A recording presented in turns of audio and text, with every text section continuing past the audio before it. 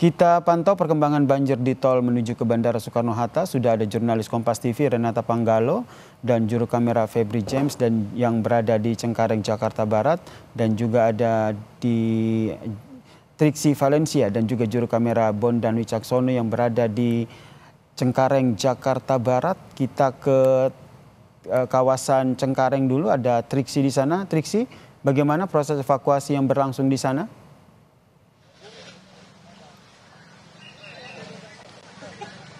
Iya, proses evakuasi masih terus berlangsung.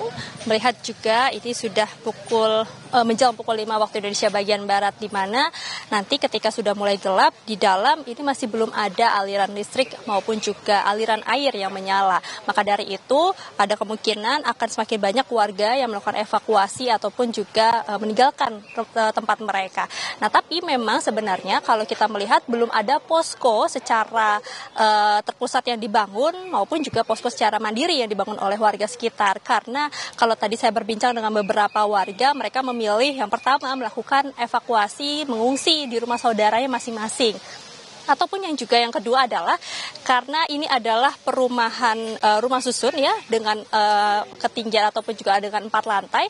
Jadi untuk lantai 2 dan juga sampai lantai 4 ini masih aman, sehingga masyarakat pun masih bertahan di dalam karena memang tidak naik ke atas air banjirnya. Tapi untuk akses jalannya memang sudah tertutup air. Kalau kita lihat ini masih ada genangan air yang cukup tinggi ya, Sir dan juga saudara, bervariasi. Di tempat saya ini masih sekitar 20 cm sampai 30 cm. Tapi kalau ke dalam ini masih sampai 70, ada yang bahkan 120 cm. Karena tadi kalau info dari petugas menyebutkan sudah ada pengurangan setidaknya 20 cm yang berhasil kemudian dikuras, maksud kami disedot begitu ya.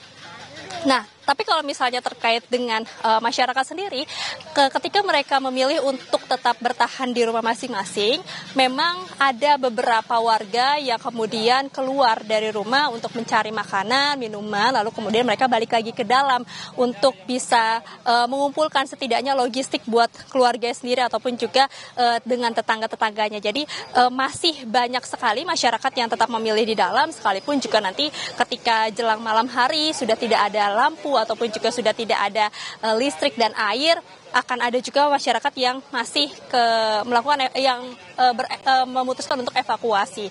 Nah, kalau kita lihat di dalam ini ada beberapa perahu karet yang standby, setidaknya ada 4 perahu yang juga sudah berada di klaster-klaster untuk membantu masyarakat yang ingin evakuasi dari tempatnya.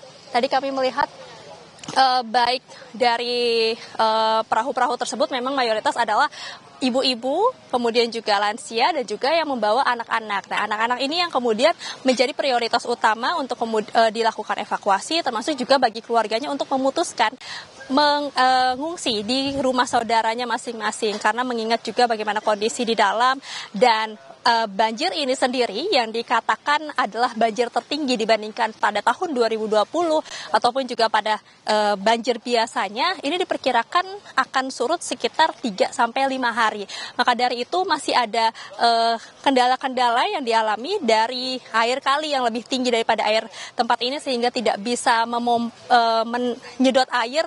Dan kemudian juga yang ditakutkan adalah kendalanya masih turun hujan. Karena kalau masih turun hujan, maka proses untuk menyedot air ini akan kesulitan dan juga ditakutkan air kembali meninggi. Ya, Sil. Baik, dari Triksi yang melaporkan dari Cengkareng, kita bergeser ke Renata Panggalo. Selamat sore, Renata. Ini terkait dengan seluruh lajur tol di sana, apakah sudah dapat dilalui?